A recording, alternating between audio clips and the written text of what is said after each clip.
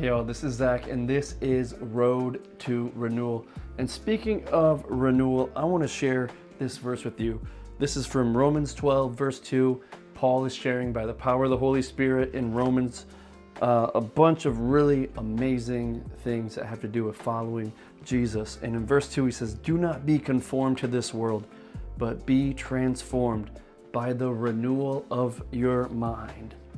Do not be conformed to this world, but be transformed by the renewal of your mind, that by testing you may discern what is the will of God, what is good and acceptable and perfect. So here's one thing that I think Paul is saying. He said, look, you need to change your whole attitude and your whole mind about things in life.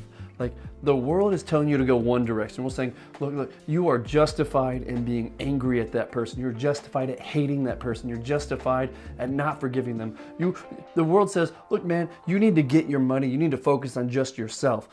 But Paul, in the gospel, he's teaching the gospel in a way through the book of Romans, the way Jesus taught as well in the gospels. And he's saying, you need to be flipped from following the world to following the way that God has called you to become, the person God has called you to become.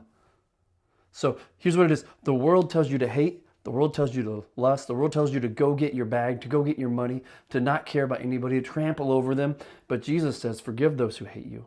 Jesus says, be meek, which means strong yet humble. Jesus says, forgive others. Jesus says, the thoughts you have, let me capture them. Let me take them from you. The broken thoughts that make you lust, that make you hate, that make you want to seek revenge, let me have them. Give those thoughts to me. So the broken parts of you that are more conformed to the world that you don't want, let Jesus capture those thoughts. And then, as it says, but be transformed by the renewal of your mind, that by testing you may discern what is the will of God, what is good and acceptable and perfect. Before this, though, Paul says, basically, give your entire self to God.